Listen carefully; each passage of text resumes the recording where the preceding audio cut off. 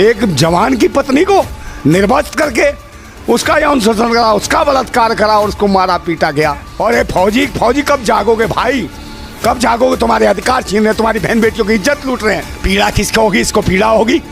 ये देश का वो कीड़ा है जो चूस रहा है देश को। इससे बचना पड़ेगा देशवासियों। पीड़ा कहने से या संवेदना या व्यक्त करने से हो जाएगा, इज्जत वापस आ जाएगी रे। है कितनों की इज्जत लुटवाएगा। अस्सलाम वालेकुम दोस्तों, मैं हूं शारिफ खान। आप सब जानते हैं कि मणिपुर के अंदर किस तरह से दरिंदों ने दरिंदगी की।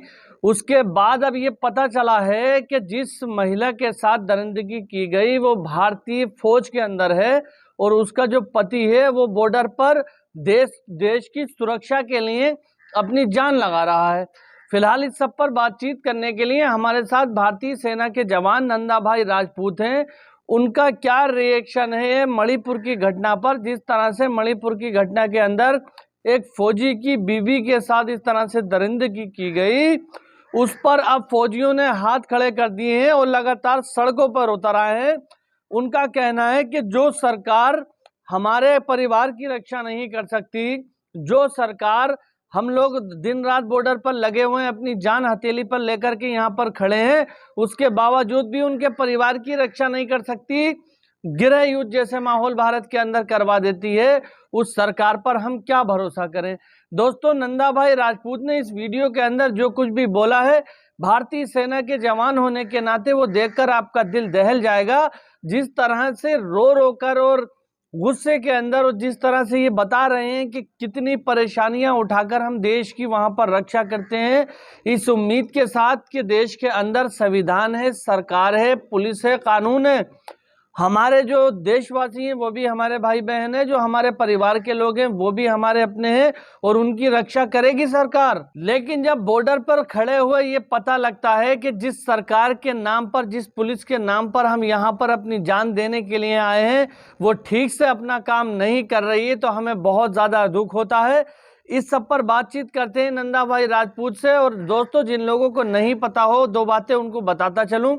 मणिपुर के अंदर जिस तरह से आज लगभग 80-82 दिन से घटना घटित हो रही है, 80-82 दिन से मणिपुर के अंदर दंगा भड़का हुआ है, उस सब के दौरान एक भारतीय सेना के जवान की बीवी के साथ कुछ लोगों ने दरिंदगी की गई। वहां पर आपने देखा होगा कि सोशल मीडिया पर एक वीडियो और वायरल हो रहा है बहुत ज़्यादा, और ये बताया जा रहा है कि जिस महिला के साथ ये दरिंदगी की गई है वो भारतीय सेना के जवान की बीवी थी। तो इस सब पर भारतीय सेना के जवान बहुत गुस्से में हैं।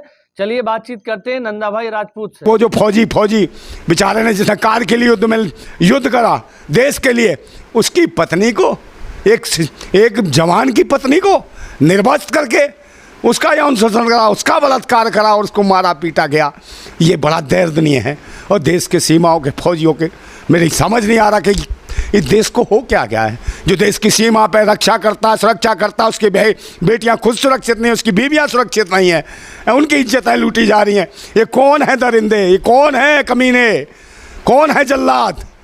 इनको कौन देखेगा? देशवासियों जाग जाओ और जागो, डरो मत। मैं भी तो बोल रहा हूँ भाई, मुझे भी गोली मार देंगे, मार दें, सच बोलो, कितनी गोलियाँ मारेंगे हैं? और ये फौजी कब जागोगे भाई, कब जागोगे? तुम्हारे अधिकार छीन रहे हैं, तुम्हारी बहन बेटियों की इज्जत लूट रहे हैं। ये जागो तुम, है तुम्हारे अधिकार, तुम्हारी पेंशन, सब चीज़ छीन रहे हैं ये लोग। और तुम्हारे को फांसी के फंदे पे चढ़ना पड़ रहा है। जंतर मंतर पे दो फौजियों ने आत्महत्या करी इन कमीनों की सरकार में, ये भारतीय जनता पार्टी की सरकार में। है जो फौजी इस देश की रक्षा करता है वो अपनी पेंशन और अपनी तनख्वाह पाने के लिए आत्महत्या करता है। हे मर गया ये देश, क्या कहाँ जा रहा है देश के असली जवान वीरों को इस तरीके का दिन देखना पड़ रहा है कि उन्हें जो रोजी रोटी के लिए जूझना पड़ रहा है, देश की सेवा करने का, अपनी बहन बेटियों, अपनी पत्नियों की इज्जत बचाने के लिए जूझ रहे हैं और कुछ कर नहीं पा रहे हैं। और किसके हाथ में शासन है? कौन है वो? बार बार मैं उसको पूछ रहा हूँ, उस मुख्यमंत्री को, एन बीरेन, अबे ओ पगले, ओ हिले हुए, ओ कहाँ से आया तू भूतनी के? मैं तुझे क्या कहूँ मैं, समझे? सरकार बदले कर, मैं फिर कह रहा हूँ, अगर मेरे हाथ में थोड़ी सी भी ताकत आ गई ना, कैसे भी ताकत आई, मैं सही बता रहा हूँ। और नहीं ताकत आए, मुझे कुछ नहीं चाहिए। अगर देशवासी भी जाग गए मेरी तरह ना, तो तुम्हें तुम्हारी औकात दिखा देंगे। सालों फुटबॉल बना देंगे तुम्हें मार मार के, है तुम्हें घुमा देंगे ढंग से। ये जो तुम्हारी जो पाखंडवाद की राजनीति है ना, ये धर्म मजहब और जात पात की जो राजनीति चल रही है, इस देश में जो गृह युद्ध जैसी स्थिति बना दी है, रोजी रोटी, रोजगार, सुरक्षा और कुछ भी नहीं हो रहा इस देश में, है कैसी तुमसे उम्मीद करी जाए। वो भेड़ियों, वो नालायकों, विदेशों में जाके डंका बजाते हो, और यहाँ क्या होता है, यहाँ लंका लग रही है बहन बेटियों की इज्जतों की। समझे, तुम वही हो, बेटी बचाओ बेटी पढ़ाओ। हैं तुम्हारी अम्मा बचा रही है, तुम्हारी अम्मा खुद बलात्कार कर रही है बहन बेटियों के। कौन है वो मणिपुर में जो महिलाएं, जो महिलाओं का बलात्कार करा रही हैं? उनको शर्म नहीं आती है? ये क्या पिलाया गया, कौन सा जहर पिलाया गया भारतवासियों को, जो आपस में लड़ाने का काम कर रहे हैं? ऐसे लोगों की सरकार है और सत्ता है, बदल दो। और तो और यहाँ पाखंडियों को कोई कमी नहीं है। अभी देखो, जैसे ही मणिपुर का मामला उठा, तुरंत उसकी सीमा भाभी आ गई इनके कुछ भक्तों की। ओ भक्तों, ओ चूतियों, ओ भक्तों की है नाजायज संतानों, ओ अंध भक्तों, है तुम्हारी फिर भाभी आ गई, फिर तुम्हारी वो अम्मा आ गई पाकिस्तान वाली, समझे। और वो चुसेले आम की रखेल, समझे, उस हैंडपम्प की नाजायज संतान को जो हैंडपम्प चलाता रहा है, उसकी लुगाई फिर आ गई है वो, जो 6-6 से 10-10 खसम छोड़ के आई है पाकिस्तान में। समझे, क्या देना चाहते हो इस देश को, क्या संदेश देना चाहते हो? क्या भारतीय संस्कृति की सभ्यता यही है कि 4-4 खस्मों की औरतों को यहाँ रखोगे और उसे प्यार बताओगे? तो हमारे देश की बहन बेटियों पर क्या असर पड़ेगा? तुम्हारे घर की वो अनभक्तों, तुम्हारे घर की तुम्हारी माँ को प्यार होने लगेगा, तुम्हारी बहन को प्यार होने लगेगा, और वो छोड़ के भागने लगेंगी इस मुल्क को। फिर क्या होगा बे? क्या यही संस्कृति है भारत की? और ये कौन है ढोंगी? संविधान की भी धज्जियाँ उड़ा रखी हैं, लोकतंत्र की भी धज्जियाँ उड़ा रखी हैं। क्या लोकसभा में बयान देता है? मूर्ख है ये, समझे।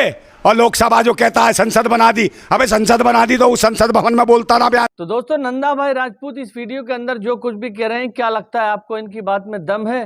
दोस्तों, यह बात बिल्कुल सही है। एक फौजी अपना घर परिवार को इस भरोसे पे छोड़ करके जाता है कि सरकार रक्षा करेगी, पुलिस रक्षा करेगी। आप लोग जानते हैं कि फौजियों की जो जॉब होती है, जो सेना के जवानों की जॉब होती है, वो बहुत ही ज़्यादा कठिन होती है।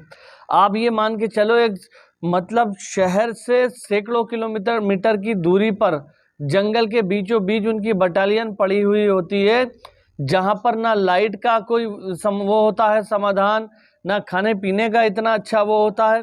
अब आप बोलोगे कि खाने पीने को फौजी को मिलता है, दोस्तों ये बात बिल्कुल सही है, लेकिन एक बार से आपके लिए कोई खाना वहां पर ला करके जंगल में रख दिया और आपको ये भी पता नहीं है कि कब कहां से कौन सी गोली पे हमारा नाम लिखा है। आप 24 घंटे वहां पर चौकन्ने बैठे हुए हो, दुश्मन देश और दुश्मन लोग हर वक्त आपकी जान के दुश्मन है।